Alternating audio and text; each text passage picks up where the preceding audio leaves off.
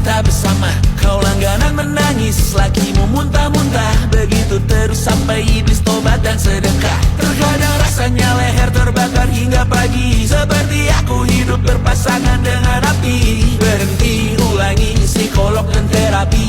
Aku isi bensin, kita coba lagi. Tapi sebelumnya, sejuta sayang untukmu cinta. Karena aku pun bola panas juga. Kadang lebih atau sama parahnya. Halo semuanya, selamat datang di video pembelajaran kita. Hari ini kita bakal bahas hal yang penting banget dalam pemasaran, yaitu menentukan strategi produk. Yap, karena produk bukan hanya soal barang yang dijual, tapi juga bagaimana produk itu dibuat agar memiliki nilai dan kualitas yang bagus. Produk ini. Nah, biar makin jelas, kita akan bahas dari awal sampai akhir dengan santai. Betul, dan hari ini materi kita ada empat bagian utama. Yang pertama, karakteristik dan klasifikasi produk. Yang kedua adalah diferensiasi. Yang ketiga, hubungan produk dengan merek. Dan yang keempat, pengemasan, pelabelan, jaminan, dan garansi. Jadi kalau kamu punya usaha atau pengen buat produk sendiri, video ini bakal cocok buat kamu. Oke, kita langsung masuk ke pendahuluan ya. Jadi gini, strategi produk adalah cara perusahaan mengatur produknya supaya bisa bersaing di pasar.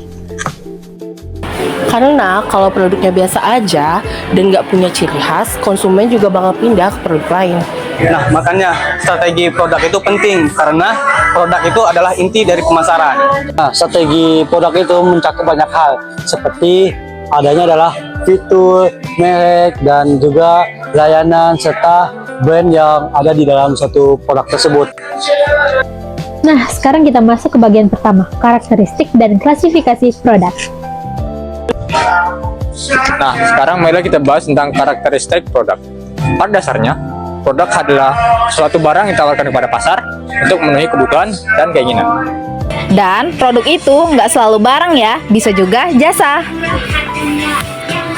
Nah, contoh produk barang itu ini nih, keranjang. Terus di sini juga ada lampu. Contohnya di sini, ini semua adalah produk barang. Sedangkan produk jasa itu contohnya kayak salon rambut, kemudian jasa transportasi online. Nah, klasifikasi produk itu biasanya dibagi menjadi dua. Yang pertama, produk konsumen. Yang kedua, produk industri.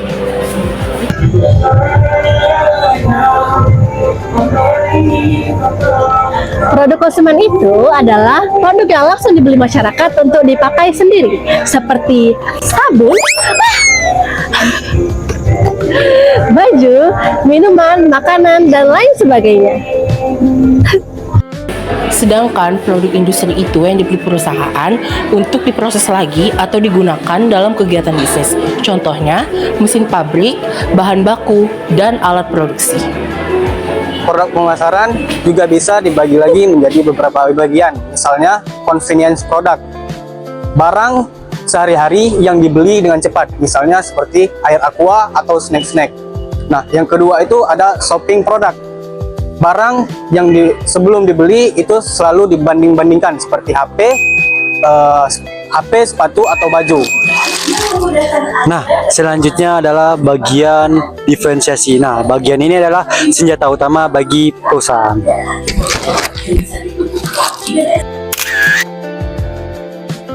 Nah, diferensiasi itu artinya kita membuat produk yang berbeda dengan kompetitor agar konsumen itu memiliki alasan kenapa konsumen harus membeli produk kita. Contohnya ini nih, banyak produk yang berbeda.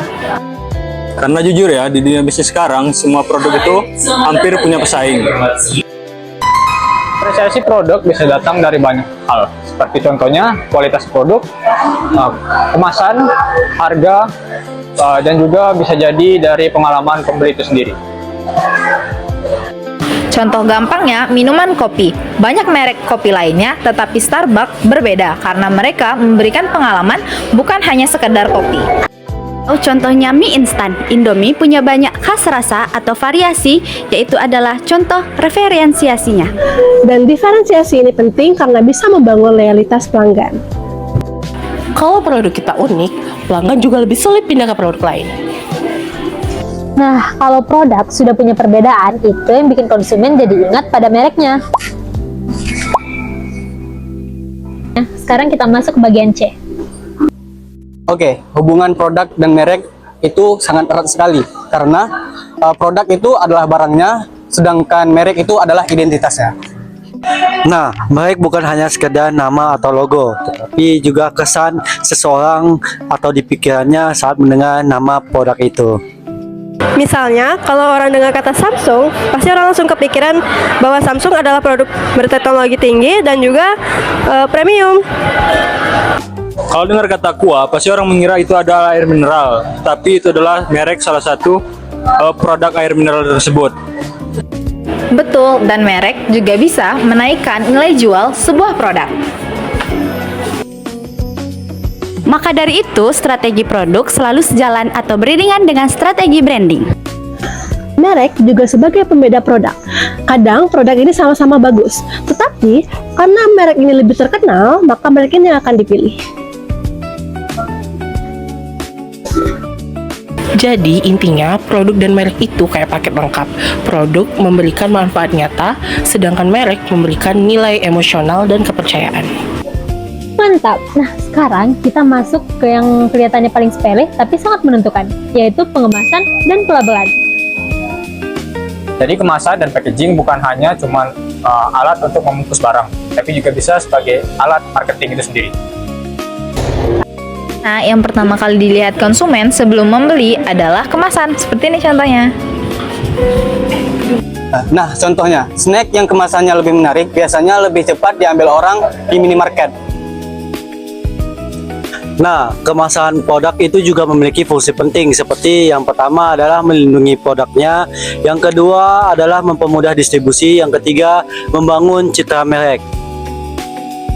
Nah, selain packaging, ada juga yang namanya pelabelan atau labeling. Nah, di dalam labeling itu berisi tentang bagaimana cara penggunaannya, kemudian komposisinya apa, apakah sudah BPOM, dan juga kapan tanggal kadaluarsanya. Dan label itu penting banget untuk membuat kepercayaan konsumen. Nah, kalau di produk itu nggak punya label yang jelas, maka orang atau konsumen itu akan ragu untuk beli produk kita. Contohnya di belakang ini. Ini ada label-labelnya. Lalu, ada jaminan dan garansi. Ini adalah bentuk tanggung jawab perusahaan terhadap kualitas produk. Garansi biasanya diberikan untuk produk elektronik seperti contohnya HP atau laptop. Kalau produk rusak dalam waktu tertentu, pelanggan bisa klaim untuk memperbaiki atau menukar produk tersebut. Nah, garansi ini memberikan rasa aman kepada konsumen. Konsumen menjadi lebih berani untuk membeli. Intinya, kemasan, label, dan garansi itu bukanlah tambahan biasa, tapi bagaimana strategi produk untuk meningkatkan nilai dan kepercayaan konsumen. Oke teman-teman, sudah berada di akhir video. Jadi kesimpulannya, strategi produk itu mencakup banyak hal. Mulai dari memahami karakteristik produk dan mengklasifikasikan produk sesuai dengan pasarnya. Lalu melakukan diferensiasi supaya produk mempunyai ciri khasnya sendiri. Kemudian, membangun hubungan kuat antara produk dan merek. Dan terakhir, memperhatikan packaging, label, dan garansi agar dapat membuat konsumen lebih percaya lagi. Karena di dalam bisnis, produk yang bagus saja itu tidak cukup, karena produk harus memiliki kualitas yang menarik. Dan yang paling penting adalah membuat suatu produk sesuai dengan kebutuhan pasar. Nah, kalau strateginya tepat, pasti produk bisa bertahan lama dan juga memiliki daya saing yang unggul. Terima kasih sudah menonton video ini. Jangan lupa like, comment, and share. Semoga membantu. Bye-bye.